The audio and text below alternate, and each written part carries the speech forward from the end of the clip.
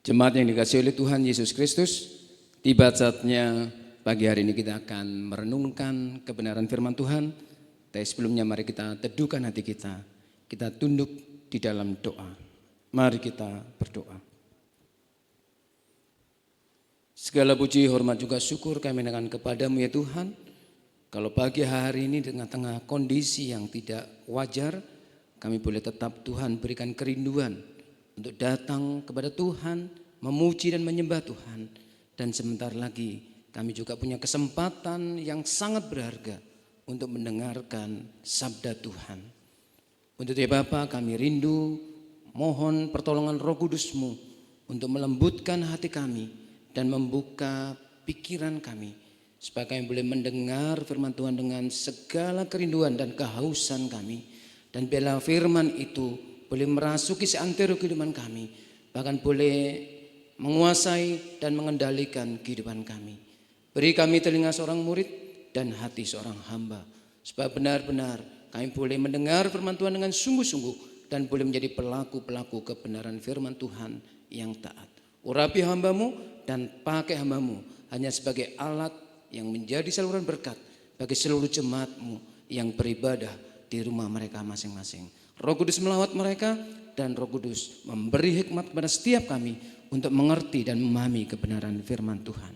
Di dalam nama Tuhan kami Yesus Kristus, Sang satu-satunya kebenaran itu, kami berdoa dan mengucap syukur. Amin.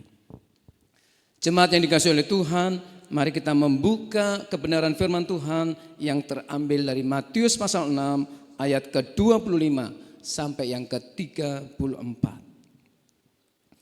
Begini bunyi firman Tuhan dari Matius pasal 6 ayat 25 sampai yang ke-34. Karena itu aku berkata kepadamu, janganlah khawatir akan hidupmu, akan apa yang hendak kamu makan atau minum, dan janganlah khawatir pula akan tubuhmu, akan apa yang hendak kamu pakai. Bukankah hidup itu lebih penting daripada makanan, dan tubuh itu lebih penting daripada pakaian? Pandanglah burung-burung di langit yang tidak menabur dan tidak menuai dan tidak mengumpulkan bekal dalam lumbung, namun diberi makan oleh Bapamu yang di sorga. Bukankah kamu jauh melebihi burung-burung itu? Siapakah di antara kamu yang karena kekhawatirannya dapat menambahkan sehasta saja pada jalan hidupnya? Dan mengapa kamu khawatir akan pakaian? Perhatikanlah bunga bakung di ladang yang tumbuh tanpa bekerja dan tanpa memintal. Namun aku berkata kepadamu, Salomo dalam segala kemegahannya pun tidak berpakaian seindah salah satu dari bunga itu. Jadi jika demikian Allah mendandani rumput di ladang yang hari ini ada, tidakkah ia akan terlebih? Yang hari ini ada dan besok dibuang ke dalam api, tidakkah ia akan terlebih lagi mendandani kamu, hai orang yang kurang percaya? Sebab itu janganlah kamu khawatir dan berkata, apakah yang akan kami makan? Apakah yang akan kami minum? Apakah yang akan kami pakai? Semua itu dicari bangsa-bangsa yang tidak mengenal Allah. Akan tetapi Bapamu yang di sorga tahu bahwa kamu memerlukan semuanya itu. Tetapi carilah dahulu kerajaan Allah dan kebenarannya, maka semuanya itu akan ditambahkan kepadamu. Sebab itu janganlah kamu khawatir akan hari besok, karena hari besok mempunyai kesusahannya sendiri. Kesusahan sehari cukuplah untuk sehari. Demikian jauh pembacaan firman Tuhan. Berbahagialah orang yang mendengar, merenungkan dan melakukan kebenaran firman Tuhan dalam kehidupannya hari lepas hari.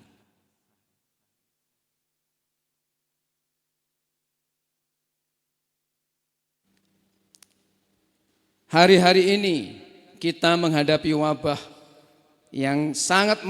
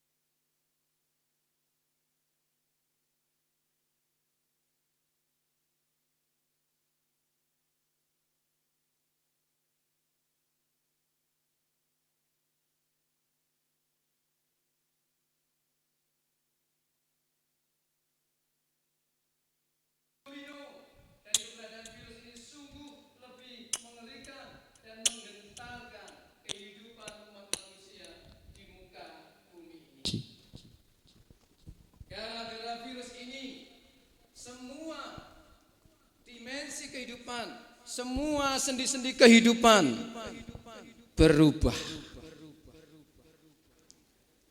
Bahkan sekarang kita diatur jaraknya. Ya, secara sosial kita harus jaga jarak. Bahkan yang kita alami sekarang dan kita lakukan, kita harus beribadah di rumah kita masing-masing. Dampak ekonomi, sudah banyak mal yang tutup, sudah banyak usaha-usaha yang tutup, sudah banyak usaha kuliner yang mulai mengeluh. Beberapa bisnismen juga japri ke saya, stres Pak, ya, karena kondisi begitu sepi. Efek itu masih terus berkaitan, efek ekonomi berkaitan dengan efek sosial, dan juga berkaitan dengan politik. Saudara yang terkasih dalam kasih Tuhan Yesus Kristus, berita ini sungguh menggentarkan kita, dan bisa jadi kita menjadi khawatir. Bisa jadi kita dilanda oleh kekhawatiran, kegelisahan. Atau mungkin tidak sedikit dari kita yang mulai tidak bisa tidur dengan nyenyak karena harus memikirkan besok gimana kondisinya. Lebih parahkah? Saudaraku, hari ini kita berbicara masalah kekhawatiran. Temanya memang saya sengaja dalam kalimat tanya, mengapa kita harus khawatir? Sengaja juga saya mengambil dari perikop yang dimana Tuhan Yesus sendiri yang mengatakan, yang tertulis dalam Matius pasal 6 ayat 25 sampai 34. Saudaraku yang terkasih, kekhawatiran itu bukan monopoli orang-orang yang tidak punya atau orang-orang yang tidak kaya. Memang benar orang yang tidak kaya atau dalam bahasa yang paling kita mengerti orang miskin pasti khawatir akan hidupnya. Besok makan apa? Besok apa yang bisa aku makan? Besok dapat kerja enggak? Besok dapat uang enggak? Tetapi kekhawatiran juga melanda.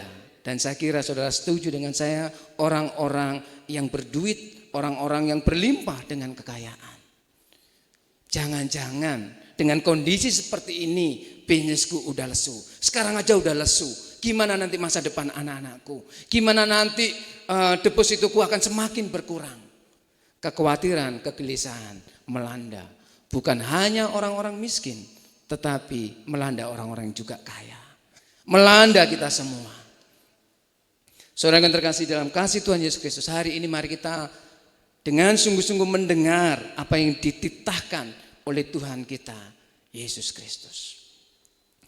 Ayat 25 Tuhan Yesus mengatakan, janganlah khawatir akan hidupmu, akan apa yang hendak kamu makan atau minum.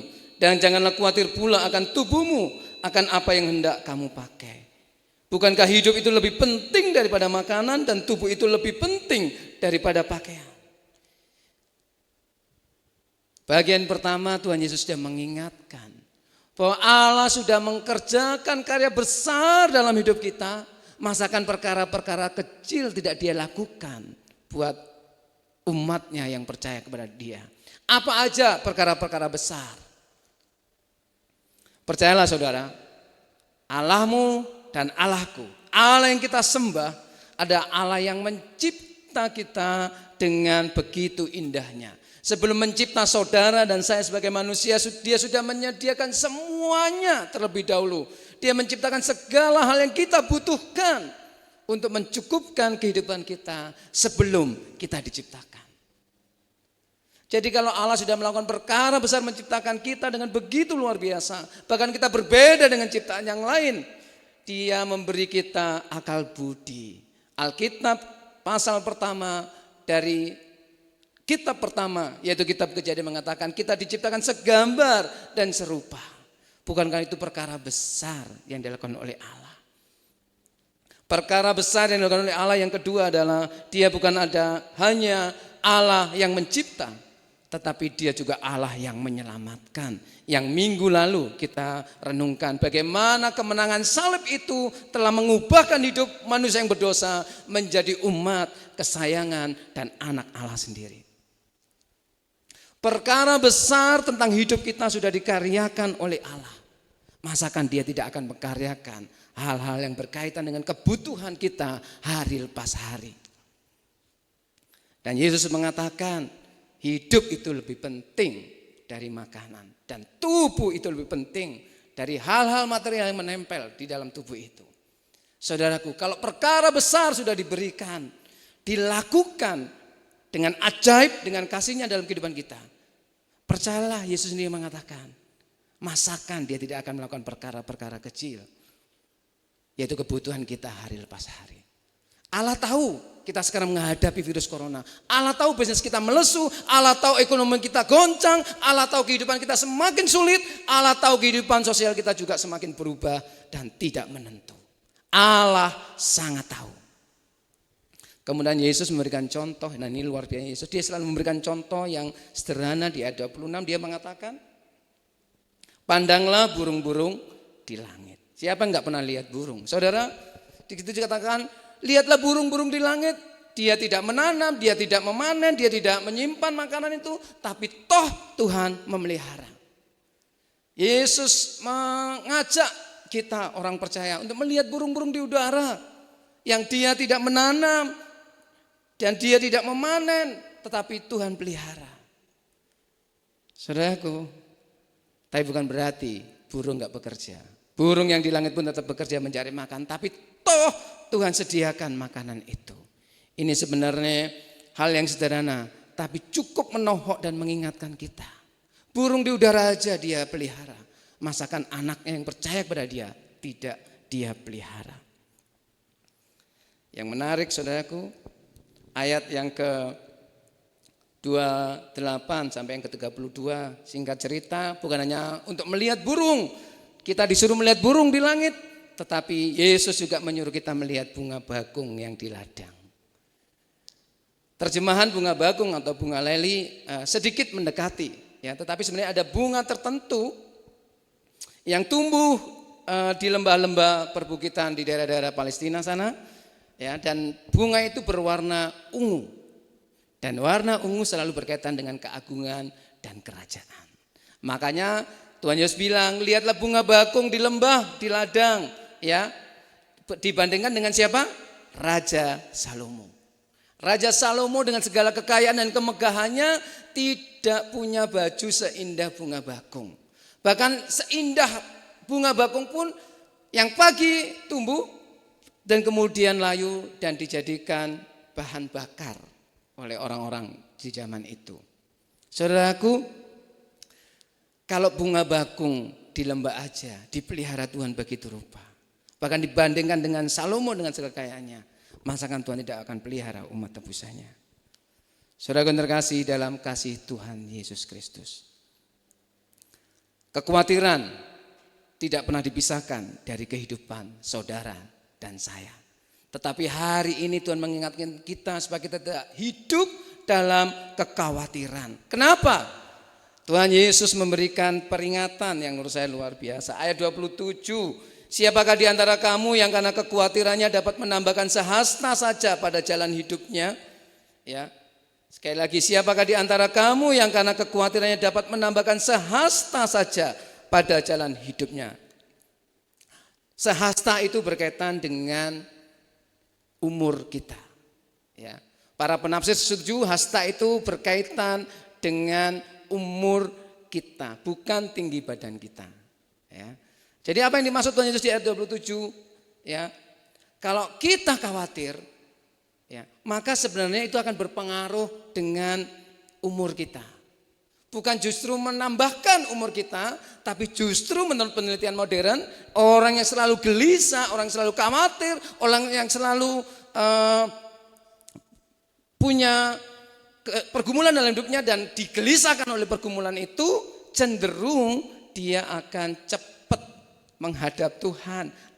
Artinya umurnya semakin pendek. Banyak orang-orang stres dan akhirnya karena stres itu menimbulkan komplikasi penyakit dan dia akhirnya harus meninggalkan dunia yang fana ini. Makanya Tuhan Yesus mengingatkan kita, ya, bagaimana kekuatan itu bisa menambahkan sehasta aja dalam hidup. Enggak bisa. Justru malah memperpendek usia kita, Bapak Ibu. Ini tidak nakut-nakutin, tetapi ini Tuhan Yesus yang bilang. Jadi Tuhan Yesus hari ini berkata, jangan kamu khawatir, jangan kamu hidup dalam kekhawatiran, karena justru kekhawatiran itu adalah lawan dari iman dan ketaatan penyerahan hidup kita kepada Allah, Sang Pemelihara itu dan Sang Penyelamat itu. Dia bukan hanya Sang Pencipta, kemudian meninggalkan ciptanya, tidak. Tapi dia juga Allah yang menyelamatkan dan Allah yang memelihara. Amin saudara. Dan itulah Allah yang kita kenal di dalam pribadi Allah kita, di dalam Tuhan Yesus Kristus. Dan dalam kuat kuasa terang Roh Kudus yang hari ini sampai hari ini terus berkarya dalam kehidupan orang percaya. Berkarya dalam hidupmu dan berkarya dalam hidupku. Saudara yang terkasih dalam kasih Tuhan Yesus Kristus. Ayat berikutnya mengatakan di ayat yang ke-32. Semua itu dicari bangsa-bangsa yang tidak mengenal Allah, akan tetapi Bapamu yang di sorga tahu bahwa kamu memerlukan semua itu. Apa yang dicari oleh bangsa-bangsa? Ya makanan tadi loh, hal-hal lahiriah tadi loh, ya pakaian tadi loh, minuman tadi loh yang dicari. Mereka mencari itu dengan menghalalkan segala cara, mereka mencari itu dengan segala kegelisahan mereka mencari itu dan terus mencari. Dan hidupnya untuk mencari makanan, minuman, dan pakaian. Hal-hal yang fana, hal-hal yang tidak kekal, hal-hal yang akan habis dimakan ngengat. Dan Tuhan Yesus mengingatkan kita jangan dipusingkan untuk hal-hal itu. Sekalipun kita harus tetap bekerja untuk hal itu. Beda ya Bapak Ibu ya. Jangan kita dikhawatirkan untuk hal-hal makanan, minuman, dan pakaian. Tetapi kita juga diizinkan Tuhan untuk bekerja untuk mendapatkan itu. Karena di bagian lain firman Tuhan mengatakan, kalau kamu tidak kerja ya jangan kamu makan. Artinya kekhawatiran di sini tidak berkaitan langsung dengan kerja. Kita harus kerja. Tapi nanti kita lihat di ayat 33 dan 34. Menariknya di situ Bapak Ibu. Jadi semua bangsa di dunia ini mencari. Kita mencari. Tapi cara mencarinya dan motif mencarinya menjadi beda. Dalam kegentaran, dalam kegelisahan semua bangsa mencari itu.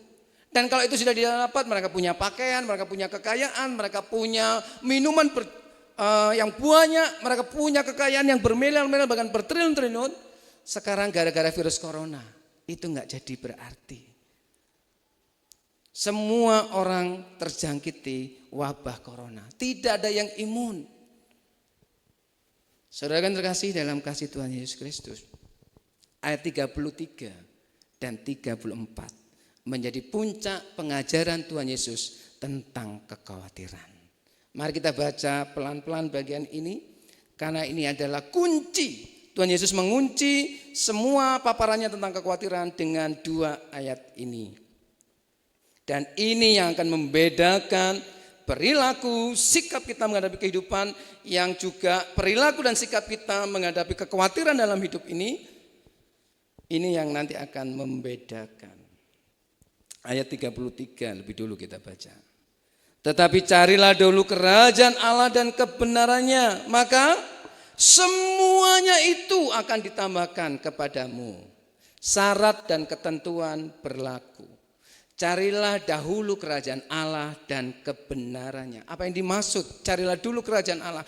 Carilah kehendak Tuhan. Carilah nilai-nilai kerajaan surga. Apa aja sih nilai-nilai kerajaan surga itu? Kebenaran, keadilan, kasih, damai sejahtera, sukacita. Jadi itulah yang harus kita perjuangkan bagaimana dalam hidup ini sebagai orang yang sudah percaya pada Kristus yang minggu lalu kita renungkan. Bagaimana kita yang sudah ditebus oleh Kristus, oleh Sang Allah Penyelamat itu, yaitu Tuhan Yesus Kristus. Bagaimana kita menghidupi kehidupan yang sudah diselamatkan, kehidupan yang sudah diberi anugerah penebusan dan pengampunan dosa. Bagaimana kita harus menjalani nilai-nilai kehidupan itu sesuai dengan nilai-nilai kerajaan sorga.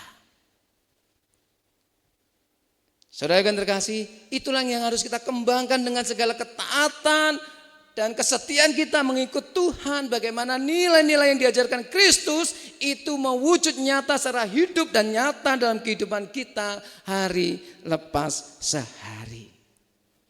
Kita tidak akan pernah disebut pengikut Kristus yang sejati kalau kita tidak pernah menjalankan ajaran-ajaran Kristus hari lepas hari. Kita tidak mungkin menjadi murid Kristus yang sejati dan hidup kita diperkenan oleh Allah kalau kita tidak semakin hari semakin berpadanan dengan kehendak Tuhan.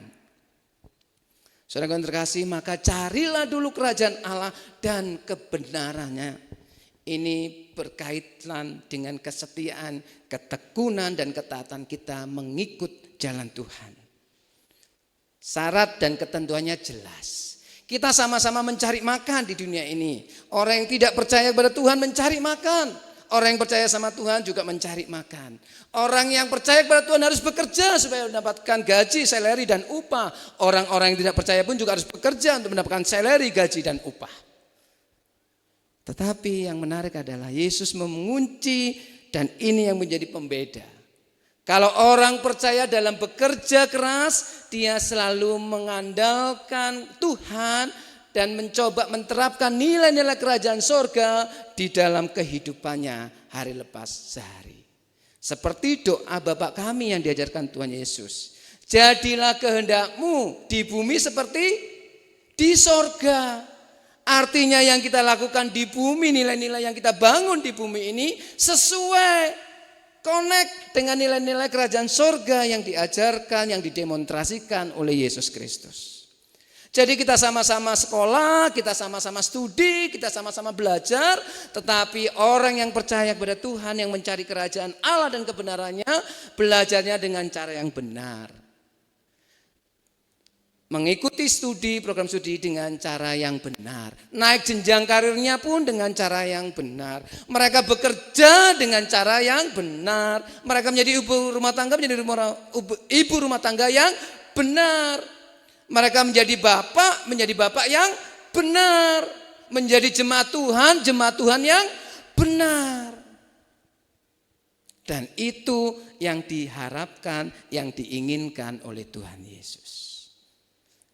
Bapak Ibu. Setelah kita melakukan semua itu dengan setia, dengan ketaatan, dengan ketekunan, dengan kasih kita kepada Allah, maka Tuhan Yesus bilang, maka semuanya itu apa?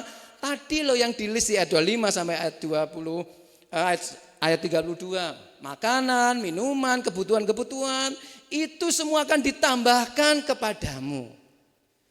Saudara sakit pengen sembuh, kalau saudara mencari kehendak Tuhan, Tuhan bisa perkenan untuk menyembuhkan saudara.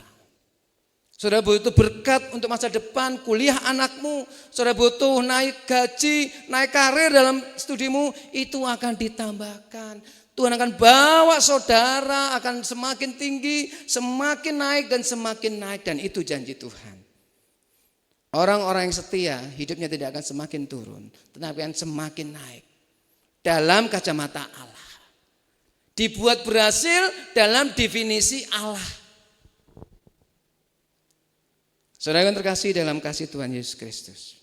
Semuanya itu akan ditambahkan kepadamu. Dan Tuhan menutup risalah tentang kekhawatiran ini dengan ayat 34. Sebab itu janganlah kamu khawatir akan hari besok, karena hari besok mempunyai kesusahannya sendiri. Kesusahan sehari cukuplah untuk sehari.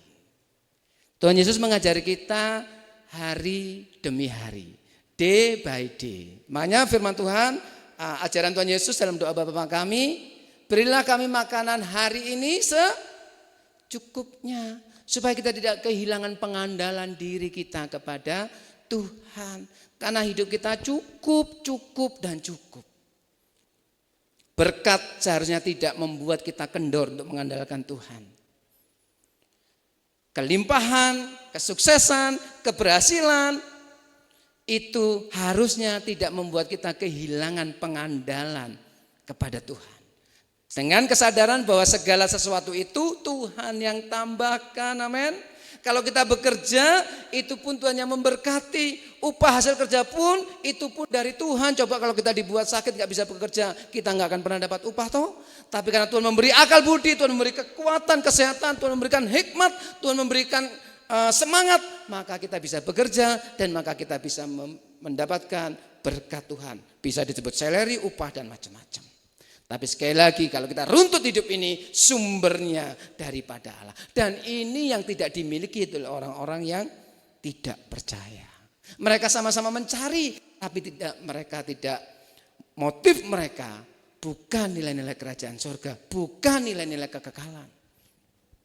Karena biasanya orang yang tidak percaya ketika mereka sudah mendapatkan segala sesuatu, justru mereka akan menghadapi kekeringan, stres.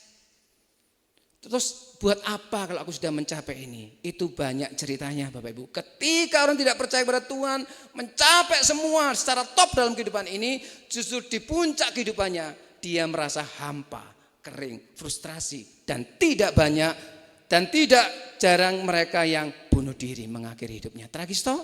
Semuanya sudah dicukupi, justru mereka merasa hampa. Dan bagi orang-orang, bagi saudara dan saya mencari kerajaan Allah dan kebenarannya, beda endingnya. Kita akan bersuka cita di dalam kecukupan yang Tuhan atur buat saudara dan saya. Sehingga kita tidak pernah gelisah besok makan apa, enggak pernah digelisahkan oleh itu. Ya corona kapan berakhirnya kita tidak pernah digelisahkan oleh itu. Karena kita yakin corona itu masih ada di bawah otoritas Allah yang maha tahu dan maha menyembuhkan itu.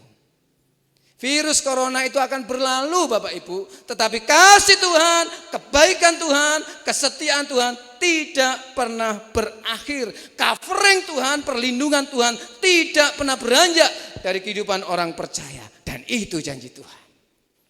Saudara yang terkasih dalam kasih Tuhan Yesus Kristus, biarlah kesusahan sehari cukup untuk sehari. Jadi mari berdasarkan kebenaran firman Tuhan ini, kita semakin yakin bahwa kita tidak perlu khawatir. Khawatir mungkin hinggap dalam hidup kita. Kita mungkin khawatir dengan ekonomi yang melesu, dengan banyak hal yang mulai enggak teratur, dolar semakin tinggi membuat kita gelisah, ya. Kehidupan sosial semakin enggak jelas sekarang ini membuat kita gelisah. Tetapi biarlah kesusahan sehari cukuplah sehari, karena kita punya Tuhan sang pemelihara itu. Saya akan akhiri khotbah saya dengan ilustrasi sederhana. Bapak Ibu, di tangan saya ada air di dalam botol dan kita tahu ini air mineral katanya. Kalau saya mau tanya, berapa berat air di dalam botol ini? Ada yang tahu? Sekali lagi, berapa berat air di dalam botol ini? Ya, ada yang kalau secara volume isi, ada yang bilang ini 500 mili atau 650 mili. Saya tanya beratnya berapa? Kalau saya ditanya, saya nggak bisa jawab dengan pasti. Ya mungkin beratnya sekitar 6 ons sampai 7 ons, tidak ada 1 kilo. Tapi sebenarnya masalahnya bukan di beratnya air di dalam botol ini. Masalahnya di mana Bapak Ibu? Masalahnya ada berapa lama kita memegang air ini. Kalau kita memegang 1 menit, air ini akan terasa ringan, enggak ada masalah. Kita memegang 15 menit, it's okay, masih kuat. Kita memegang 1 jam, mungkin di antara kita masih kuat. Tetapi kalau kita disuruh memegang air ini dalam botol ini, seperti ini Bapak Ibu, 1 hari. Kuat, tangan kita akan mulai tegang, kaku. Ini aja saya mulai tegang di bagian pundak Bapak Ibu. Dan kita akan mati rasa dan kelelahan yang luar biasa kalau sehari semalam kita memegang air ini seperti ini. Artinya apa Bapak Ibu? Air dalam botol ini ibarat kekhawatiran. Air dalam botol ini ibarat kegelisahan, kekhawatiran yang membelenggu hidupmu sehingga kamu tidak melihat kehidupan ini lebih baik. Kalau kekhawatiran ini hadir dalam hidup kita, jangan biarkan lama-lama. Karena bukan masalah kekhawatiran itu sebenarnya, tapi berapa lama Anda mau hidup di dalam kekhawatiran itu yang menjadi masalah. Nah terus gimana caranya? Berdasarkan terang firman Tuhan, taruh kekhawatiran itu. Serahkan sama Tuhan dan tetap beraktivitaslah seperti orang-orang biasa, tetapi dengan motif mencari kerajaan Allah dan kebenarannya. Ini yang akan membedakan. Maka semuanya akan ditambahkan dan kekhawatiranmu akan dilenyapkan.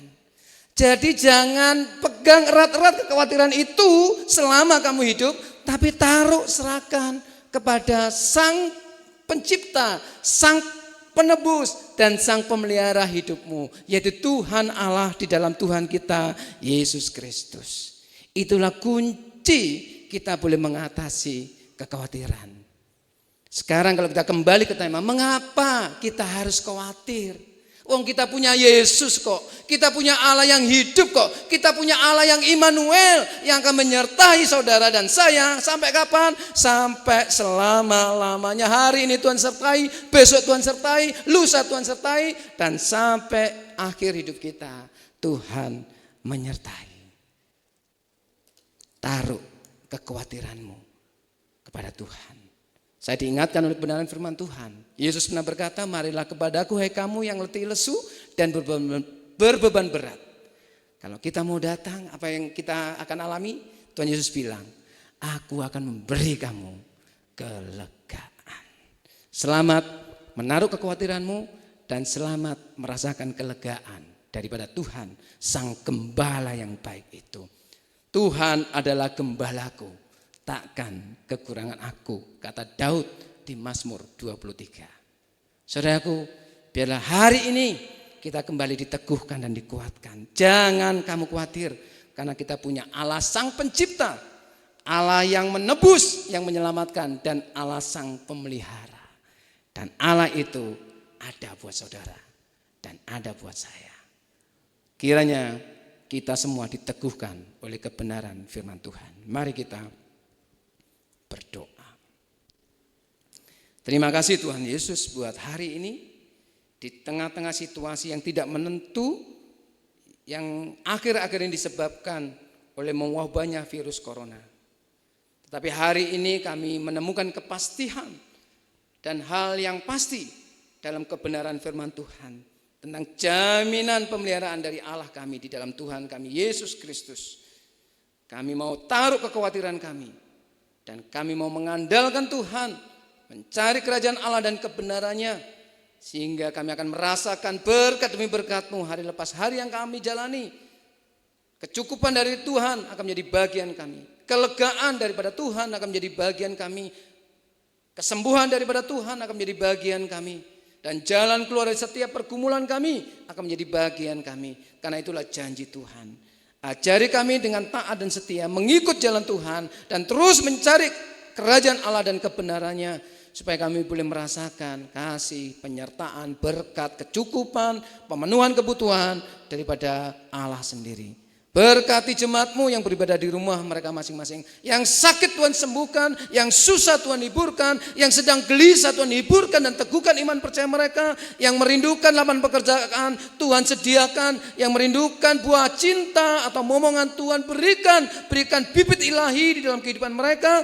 Dan biarlah Tuhan yang akan menjawab setiap pergumulan mereka. Tuhan memberkati jemaat-Mu dimanapun mereka berada. Lawat mereka Tuhan, keluarga demi keluarga, nama demi nama. Tuhan berkati, Tuhan jaminkan kecukupan daripada Tuhan. Sehingga mereka boleh bersuka cita karenanya. Mereka boleh beria-ria karena Tuhan. Mereka boleh bergembira karena kasih Tuhan. Terpujilah nama-Mu di atas segala yang kami punya. Terpujilah nama-Mu ya Sang Kristus di atas segala yang kami bisa.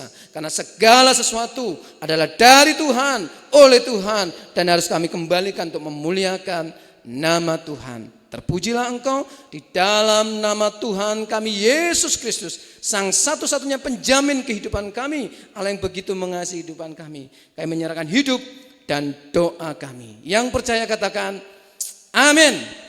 Tuhan memberkati kita semua.